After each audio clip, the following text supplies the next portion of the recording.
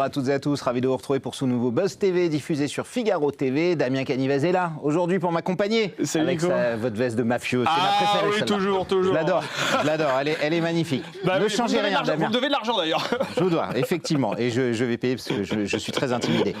Notre invité du jour, ça tombe bien, il aime le second degré, c'est même le roi du second degré. Vous l'avez connu comme chroniqueur déchaîné du Morning Live, ex-agent de presse chic et choc, agitateur cathodique et même seul en scène, toujours looké, jamais tiède. Il transforme chaque apparition en happening imprévisible où l'autodérision tient lieu de carte de visite, mais aussi il sait nous bouleverser quand il le faut. Bonjour Magloire. Bonjour. Merci d'être avec nous. On est ravis de vous avoir. Comme d'habitude, votre petite visite annuelle qui nous fait toujours plaisir. Rassemblance avec un A, je ne me trompe pas, évidemment. C'est le nom de la série documentaire que vous présentez sur TV5 Monde. La nouvelle saison démarre samedi, à partir de 19h. Et avant qu'on en parle, j'avais une question un peu plus basique, parce que j'ai vu dans l'émission, on a reçu, vous savez, de la chaîne, les communiqués de presse. Et moi, c'est vrai que je vous ai appelé Magloire, comme d'habitude, comme on le fait depuis 20 ans. Il y a désormais votre nom complet, Magloire Delcros-Varro. Pourquoi est-ce que vous avez ajouté le nom de famille ? Comment ça a été fait ? Pourquoi vous avez décidé de le faire, Magloire ? C'est une très jolie question. Prénom. Je vous félicite. Mais non, mais je vous le demande parce que ça m'intéresse. Mais je veux dire la vérité.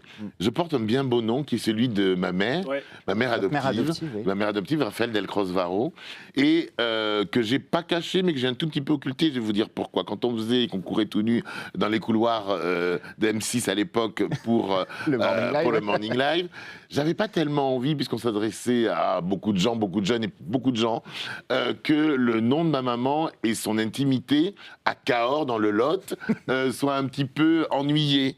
Donc je portais mon prénom, que je porte fièrement, qui m'a été donné, lui, par ma mère naturelle, Esther, qui vit toujours au Togo.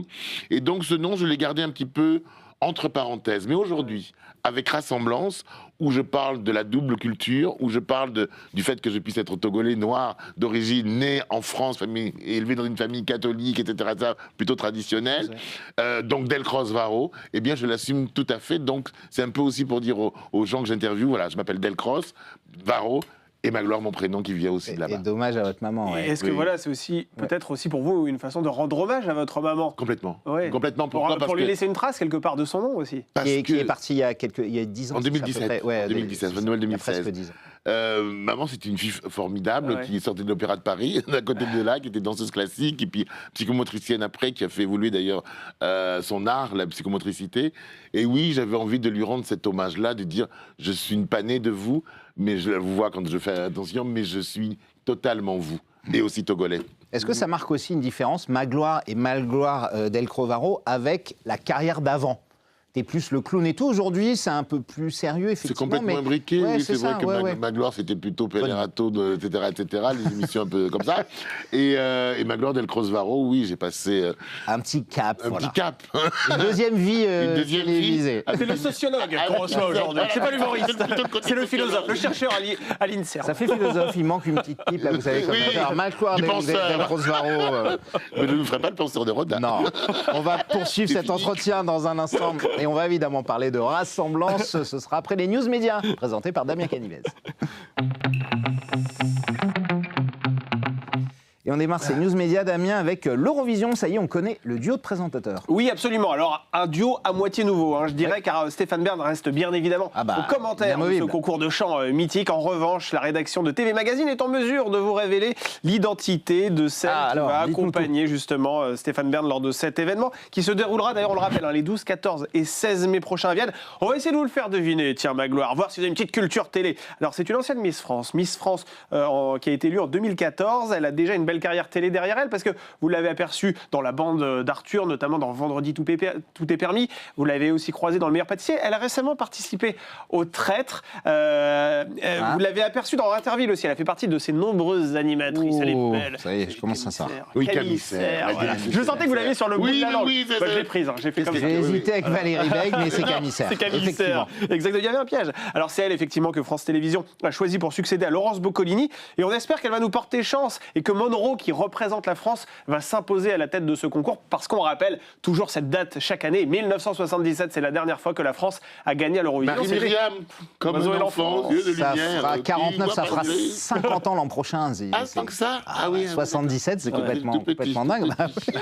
Vous regardez Eurovision, c'est un programme qui met aussi en exergue les diversités. Puisque on est entre nous, tout le monde dit c'est terriblement ringard, mais tout le monde regarde. C'est vrai, J'en fais partie. Ça fait 5 millions d'audience chaque année, quasiment. Mais ça fait partie du patrimoine européen. C'est vrai. Donc on espère que Monroe va porter fier les couleurs françaises. On continue ces news médias. Élise Lucet dans le viseur de la justice. Oui, alors c'est même toute l'équipe de Cache Investigation, on va dire, dont Élise Lucet, qui fait l'objet d'une plainte en cause, un numéro du magazine diffusé le 29 janvier dernier sur France 2 au sujet des violences dans le périscolaire. Vaste sujet, cette enquête choc du magazine d'investigation avait conduit à la suspension immédiate des animateurs qui se sont rendus coupables de mauvais traitements vis-à-vis des plus jeunes. Il n'empêche que plusieurs familles ont décidé de saisir la justice car elles reprochent à la société de production Première Ligne qui signe cette émission d'avoir gardé secrète ces images pendant 9 mois, c'est-à-dire de la date de tournage en avril 2025 jusqu'à la date de diffusion. Le scandale périscolaire à Paris, c'est ça Exactement. Dont on parle, Voilà, c'est ça. Alors aucun signalement n'avait été fait en effet par Première Ligne. Avoir dissimulé ces faits est un délit, d'autant plus grave qu'un signalement aurait permis de protéger les enfants. Voilà ce qu'estiment les plaignants. Mais la rédaction de Cache Investigation a réagi il y a seulement quelques heures. Là, c'est tombé il y a quelques heures. Elle estime les accusations inexactes et mensongères. Et elle précise aussi, cette rédaction, que les journalistes n'ont pas été témoins de mauvais traitements. Le spectateur que vous êtes, est-ce qu'aujourd'hui, plus posé, qui fait des magazines de société, il regarde aussi ce type d'émission? Évidemment. Magloire, Évidemment, lorsqu'il faut dénoncer et dire les choses. Là, moi, j'ai un peu la voix coupée parce qu'on parle d'enfants, de maltraitance. Donc moi, je salue des associations comme la Voix de l'Enfant qui sont là et qui, depuis 30-40 ans, sont à pied d'œuvre. Parce que ce qui se passe, moi qui étais animateur de Centre Aéré, je peux vous dire que c'est très, très angoissant. Il y a une espèce de délitement comme ça de la société et des gens. Et c'est vrai que c'est très, très, très, très, très violent ce qui se passe. Et il est temps de le dénoncer, donc si ça a été fait maladroitement, j'en suis désolé, parce que c'est un sujet extrêmement important, c'est un fait de société, un fait lourd de notre société. Vous qui avez été animateur justement dans ce type de centre, vous avez été témoin aussi de ce type de dérive, jamais? À l'époque, nous, c'était au centre aéré à Toulouse, on était témoins surtout de la violence que subissaient les enfants. Donc ça, moi j'ai vu des... Dans leur famille, vous voulez dire, c'est ça? Oui, d'accord. J'ai vu des enfants arriver avec des bleus, j'ai vu des enfants battus, j'ai vu des enfants qui mangeaient mal, j'ai vu des institutrices, des instituteurs, des gens des cantines qui faisaient très attention à certains enfants pour qu'ils mangent au moins un repas par jour.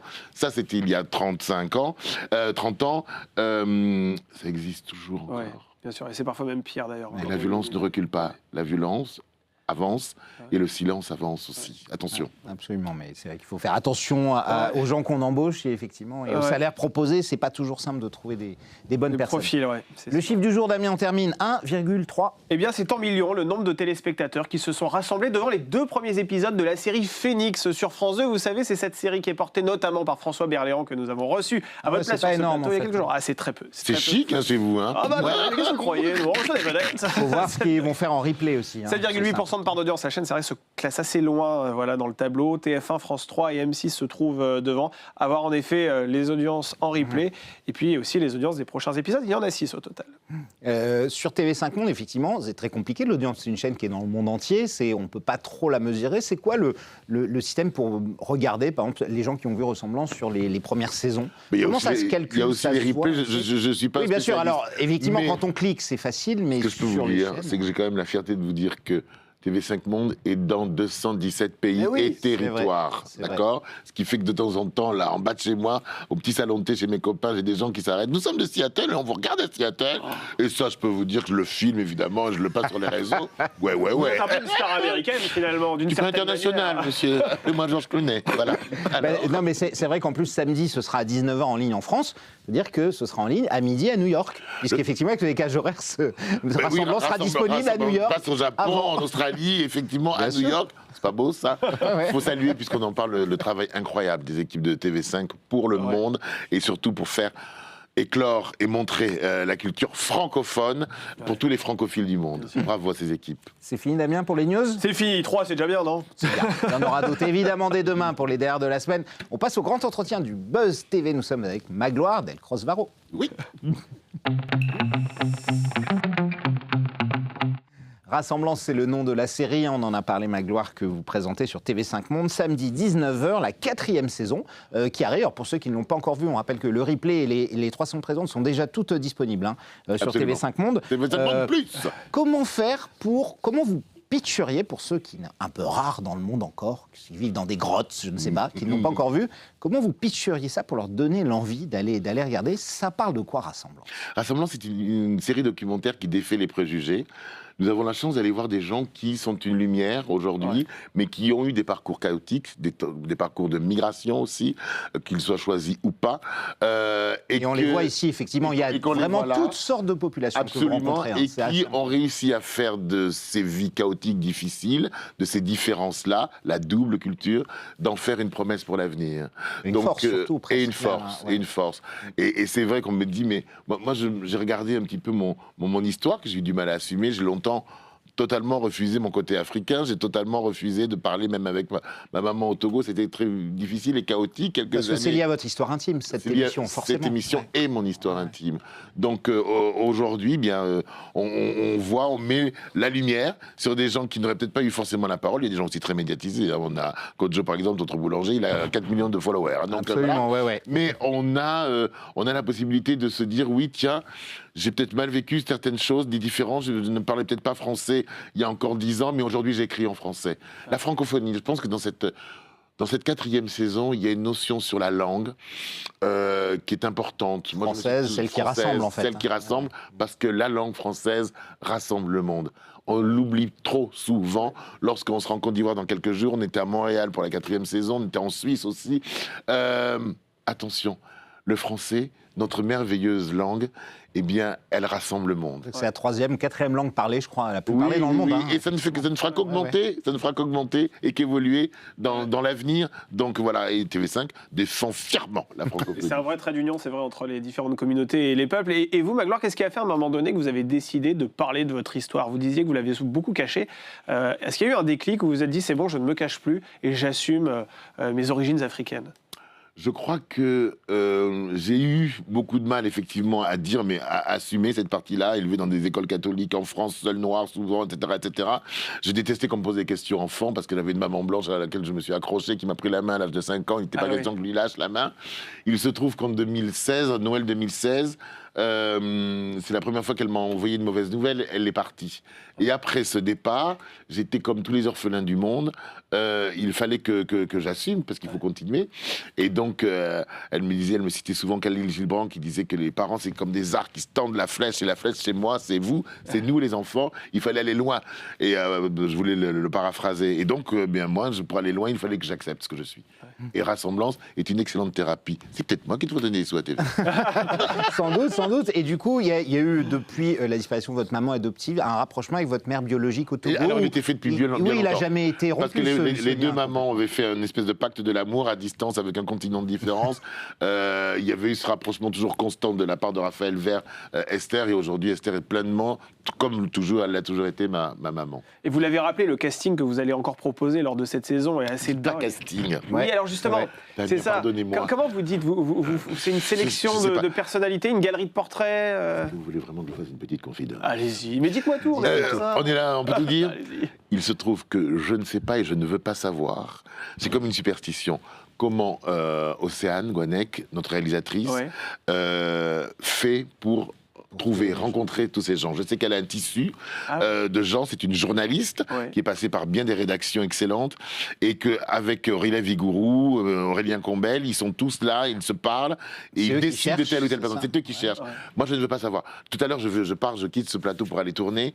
Je sais à peine les choses, je peux tout dire. On vous dit son nom, Non, alors, j'ai quand même une fiche sur la personne. D'accord. Il se trouve que de plus en plus, j'en connais certaines, mais j'en sais le moins possible, parce que j'aime à me dire que je découvre la personne avec nos téléspectateurs. Vous voulez être surpris aussi par les histoires? Oui. Elles sont surprenantes, elles sont bouleversantes. Une fois ou deux, on a dû arrêter le tournage. Alex, notre chef opérateur, c'est un bonhomme. Eh bien, une fois ou deux, il a quand même posé la caméra par l'émotion. Ah oui? Oui. Mais vous aussi, on vous sent quand même ému, Magloire. On vous a vu dans les premières émissions. Là, on le voit avec la danseuse Aïcha Bastien Ndiaye, que j'adore. Et Kodjo, le fameux boulanger, franco-togolais d'ailleurs, comme vous. Oui, ces témoignages, ils font résonner des choses en vous. J'imagine, c'est aussi pour ça que vous êtes touché. Mais comment vous le saurez, vous le verrez, les émissions, et vous avez peut-être vu déjà, vous le saurez aussi, vous les avez vus, bien sûr qu'on est tous émus. Et puis surtout, moi, ce qui m'aime beaucoup, c'est la façon dont ils ont de me dire leur vie, de me confier leur histoire, de nous faire partager cette expérience qui peut que nous faire grandir. Ces doubles cultures, triple, quadruple cultures, ne sont là que pour nous enrichir, et ils nous font ce cadeau. Alors autant les écouter avec le plus grande attention. Surtout que vous avez même, alors c'est pas dans les tout premiers épisodes, je crois que c'est un peu plus tard, je l'ai pas encore vu, vous avez trouvé les stylistes bulgares de Beyoncé et Lady Gaga. Oui, c'est incroyable cette histoire. Oui. Cette histoire est folle. Il s'appelle On aura tout vu. Mais alors eux, voilà, parmi des gens que je connaissais, puisque vous savez que j'ai un petit passé dans la mode. Ouais. Ça se voit un peu quand même. On a mis ce qu'on a mis. Mais je les avais rencontrés il y a des années. On aura tout vu, c'est une marque de couture, de haute couture extraordinaire.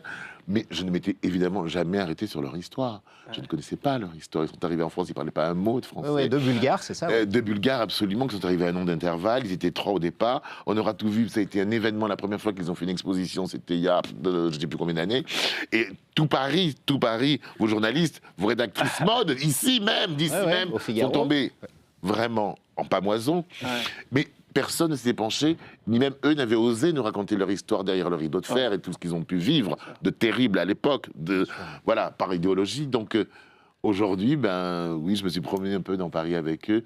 Ils se sont confiés. Alors j'espère que Beyoncé, ou Céline Dion et d'autres, et Lady Gaga, regarderont l'émission et ils en sauront un peu plus sur leur styliste. Vous auriez peut-être au moins 2 places pour le concert de Céline Dion quand elle va venir, quand même, non? Alors comme j'intrigue tous les jours en ce moment pour ça, je ne vais pas vous donner ma recette. et votre maman, vous en parliez, de là où elle aurait pensé quoi de cette émission, si elle l'avait vue? Raphaël, c'était une humaniste. Raphaël, quand j'ai eu 12 ans, avec ma grand-mère, elle m'a emmené, j'étais élevé dans la religion catholique, j'étais enfant de cœur, j'étais 8 ans, mais elles se sont dit, mais enfin, ils viennent du Togo, donc peut-être que là-bas, ils sont animistes, alors peut-être qu'ils vont... Donc je suis allé au temple bouddhiste, je suis allé à la synagogue que nous connaissions, je suis allé à la mosquée. Bon, faire une confidence, l'église est à côté de la maison, finalement continue à aller servir la messe auprès de notre bon père abbé, et je suis resté catholique. Aujourd'hui, je suis peut-être un peu plus déiste, mais c'est l'ouverture qu'elle a voulu me donner. J'ai été longtemps plongé à visiter les musées, à visiter l'histoire de France. Je suis incollable sur tous les châteaux cathares. Je dis bien Qatar, parce qu'on n'a plus le droit de le dire. Oui, bien sûr. Qatar. Ne mélangeons pas tout. Et l'histoire en général, l'histoire qui nous qui nous a façonné, et qu'il ne faut pas oublier, parce que sinon on est en grand danger, l'humanité. Et est-ce qu'à l'époque, parce que vous parliez de votre enfance, de la difficulté dans votre petit village à Cahors, d'être une personnalité noire avec une maman blanche, et même quand vous avez débuté dans la mode, dans les années 80-90, est-ce que c'était plus facile que maintenant? Parce qu'on a l'impression aujourd'hui que les discriminations, le communautarisme, c'est vraiment renforcé là de manière assez incroyable. Vous avez dû voir le changement par rapport à votre enfance même. Je n'ai jamais souffert du racisme à Cahors, à Catus, mon petit village que je salue, ou à l'école Saint-Joseph, chez les Sœurs, à Notre-Dame, ou ailleurs, ou à Villefranche-de-Rouergue, à l'école, au lycée Saint-Joseph. Je n'ai jamais souffert de racisme, je n'ai jamais souffert de différence. La différence, elle pouvait être dans ma façon d'être, faire de la danse, parce que oui, messieurs, j'ai fait la danse classique, il y a longtemps. Ça se voit aussi, comme la base. Bien sûr. Quel flagornaire. Attendez, vous êtes arrivé dans un grand écart facial. Oui, tout de même. Donc non, je n'ai jamais souffert de ce racisme-là, de ce racisme ambiant, qu'aujourd'hui on subit, que mes neveux peuvent subir, mes petits-neveux. Cette crispation de la société française, vous la sentez? C'est terriblement crispé. Alors qu'aujourd'hui, on a la possibilité d'avoir des exemples. Moi, je n'avais pas de valeur d'exemple d'hommes ou de femmes noires. Enfin, j'avais Bob Marley, qui ne faisait pas beaucoup à la maison, qui ne faisait pas l'unanimité, ou Grace Jones, qui ne faisait pas non plus l'unanimité. Mais bon. Une icône de la mode. Une icône de la mode que j'ai eu la chance de rencontrer, que j'ai eu la chance de pouvoir connaître aujourd'hui. Donc non, c'est vrai qu'à l'époque, il n'y avait pas cette crispation, cette suspicion et cette... Je ne sais pas comment l'expliquer. Mais comment on l'explique? Il y a 30-40 ans, on a l'impression que tout le monde se mélangeait, qu'il n'y avait pas de problème. Le repli communautariste aujourd'hui, c'est quoi? C'est la misère. La misère, la religion aussi, parfois, qui va trop loin. C'est les religions, qui nous séparent et pas qui nous réunissent. C'est les religions les unes contre les autres.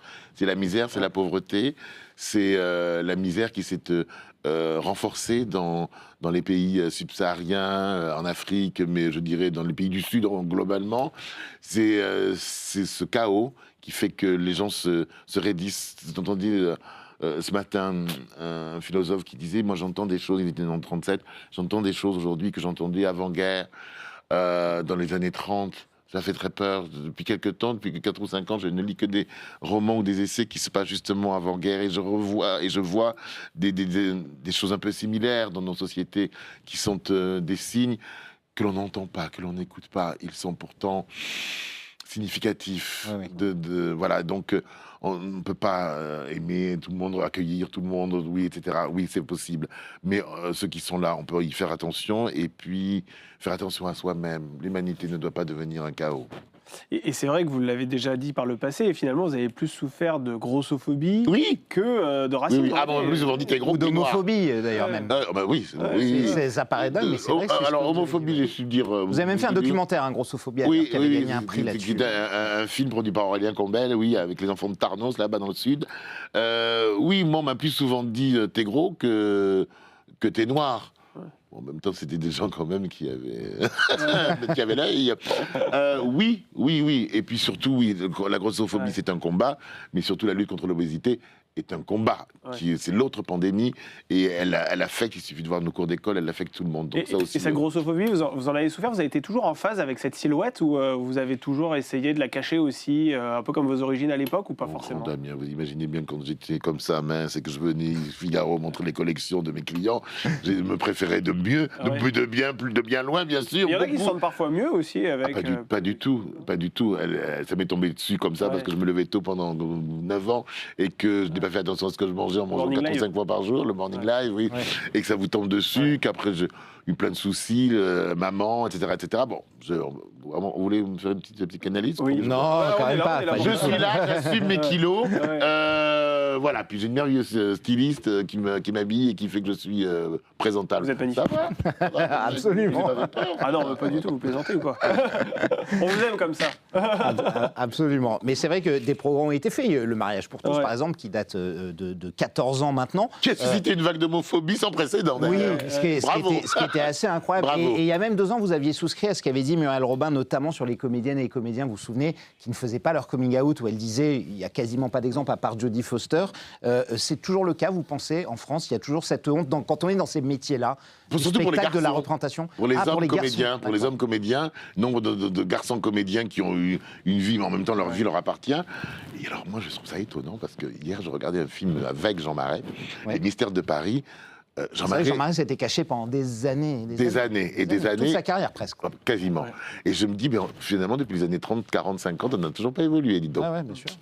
Rock Hudson aussi aux États-Unis, il avait caché. Tous. Et toujours actuellement, il ne m'appartient pas ni d'outer les gens, ni de les critiquer, ça regarde chacun. Mais c'est la faute des producteurs, parce que est-ce que vous pensez qu'un spectateur qui n'est pas averti, et un comédien sait qu'il est gay dans la vie, il va le voir jouer un rôle, puisqu'il joue des rôles d'un hétérosexuel à l'écran, il va dire bah non. À l'heure actuelle, dans les bankable, j'en connais un ou deux qui jouent très bien les hétérosexuels, tout va bien, mais sauf que c'est mais c'est pas dit, c'est ça. C'est possible à dire.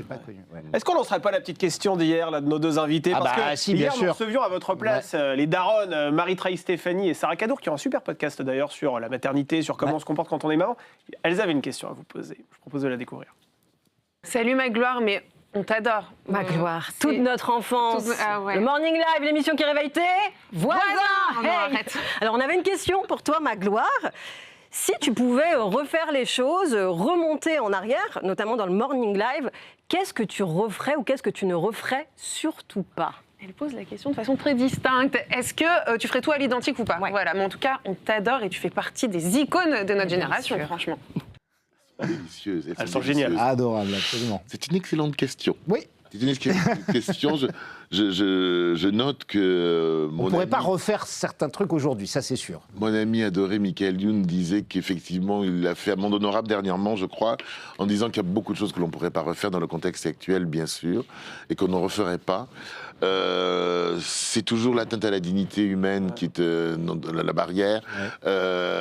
C'est formidable de rire, mais pas aux dépens, ou plus aux dépens de... Il y a un excellent documentaire qui est passé sur la radio. Vous avez l'impression de l'avoir déjà fait dans le Morning Live, quelquefois, parfois? Est-ce que je veux m'en rappeler? Je ne suis pas sûr. Oui, non, moi j'ai vu ce truc-là, on n'était plus sur des grandes blagues. Il y a des exemples, et il ne m'appartient pas de m'excuser pour toute une équipe. Non, bien sûr. Une équipe formidable. Il peut y avoir un ou deux ratés, il y il y tellement de bêtises faites. Il y avait tellement de choses que forcément il y a des choses qui étaient de plus ou moins mauvais goût. C'est vrai qu'aujourd'hui, c'est le respect de la nature et de l'humanité qui importe. Donc peut-être qu'il y a des choses mais on s'est bien marré, et on vous a bien fait marrer, oui ou non? Ça c'est clair, même si Michael Youn serait viré au bout de 2 jours aujourd'hui, s'il refaisait ça dans une chaîne. Oh, je suis pas sûr qu'on fasse 5 minutes, là, aujourd'hui. Ouais, vous avez raison, 2 jours c'est trop. Voilà. Je suis pas sûr qu'on fasse la même idée, au bout d'une heure. C'est vrai qu'on vous retrouve quand même régulièrement sur le petit écran. Là, très récemment, vous êtes allé sur le plateau de Cyril Hanouna dans Tout beau, tout neuf sur W9, et c'est à ce moment-là que vous avez d'ailleurs appris en direct la mort de Loana. Quel souvenir vous gardez de ce moment-là, qui était quand même très particulier? Vous on a entendu votre cri, vous avez dit c'est pas vrai, c'est pas possible. Voilà. Je me souviens. Alors je vais pas rajouter au concert des milliers d'amis que Loana s'est découverte post-mortem. Vous la connaissiez un peu ou vous l'aviez? Au moment du Loft, j'étais en interne dans M6, effectivement. Et j'ai eu la chance de pouvoir l'accompagner de temps en temps, plus depuis 1 an ou 2. Et je pense qu'on est tous coupables de ce terrible décès. Tous coupables de ce terrible décès. Que ce moment fou que fut le Loft, parce qu'on a totalement oublié, mais elle a quand même déplacé autant de gens sur les Champs-Élysées que pour une Coupe du Monde. 10 millions de téléspectateurs le jour de la finale. Oui. Voilà, donc tout ça a été fou, mal maîtrisé. Elle en est l'une des premières victimes, et ce qui vient de se passer le prouve. Ouais, absolument. Et tout beau, tout neuf... Cyril Hanouna vous a proposé d'être chroniqueur dans son émission ou pas? Il fait toujours de très bonnes propositions, Cyril Hanouna. Vous auriez envie, vous l'avez connu M6 aussi quand il a pris la suite du Morning Live. Non mais moi je pense que j'ai une place particulière dans son cœur, donc je ne veux pas qu'on me mélange. C'est ça, vous n'avez pas envie de... Vous diriez pas non forcément. Vous voulez que je vous dise, j'étais très heureux l'autre jour de passer sur le plateau. Malheureusement, c'était à une occasion un peu difficile. J'irai leur faire des bisous de temps en temps. Ouais. Alors un petit mot avec Laure, parce qu'il nous reste 1 minute, mais je voulais quand même qu'on parle de One Man Show. Puisqu'il y a 2 ans, vous avez fait votre premier seul en scène, Prière d'aimer. Comment vous avez vécu cette expérience sur scène, et est-ce qu'il y a moyen qu'on vous y retrouve prochainement? J'avais très peur. Ouais. J'avais très peur parce que je n'étais pas monté sur scène depuis 20 ans ou 25 ans, je crois. Il se trouve qu'on a compilé des textes de prière et Frédéric a fait ça formidablement bien. Et avec un peu d'absurde, de dérision. Oui, mais c'est vrai que quand très Woody Allen d'ailleurs. La prière, oui, c'était texte de prière, mais totalement, je veux dire, œcuménique, hein, parce qu'il y a des textes hurons, des textes indiens, vraiment. Gilles Branc, que je cite souvent. Un grand philosophe. Et puis, un grand philosophe du Liban. Et puis je suis monté sur scène avec Laure Cuinière, qui est une cantatrice. Oui, j'ai très envie qu'on le refasse. On va trouver un petit peu de temps. Oui, parce que c'est une autre façon d'aborder les choses et la vie. Ces textes qui nous enseignent, qui nous apprennent. Vous reviendrez nous voir, nous en parler. Mais moi, avec plaisir. Là, moi, je suis devant la porte tous les jours, je suis prêt. La porte vous est ouverte. Oui, je suis là. Vous revenez quand vous voulez. C'est encore moi. C'est encore moi. Merci en tout cas d'être passé nous voir. Je rappelle qu'on vous retrouve sur TV5 Monde dès samedi. Rassemblance, la saison 4. Toutes les autres saisons sont disponibles. Allez-y, regardez cette série documentaire, franchement, qui fait du bien, et des doubles cultures incroyables et qui fait du bien dans ces temps agités. Surtout, je tenais à dire. Damien, on sera là, nous, dès demain. La journaliste Saskia Van Dorn, la chef du bureau de CNN à Paris, sera sur ce plateau. D'ici là, prenez soin de vous et merci encore de votre fidélité.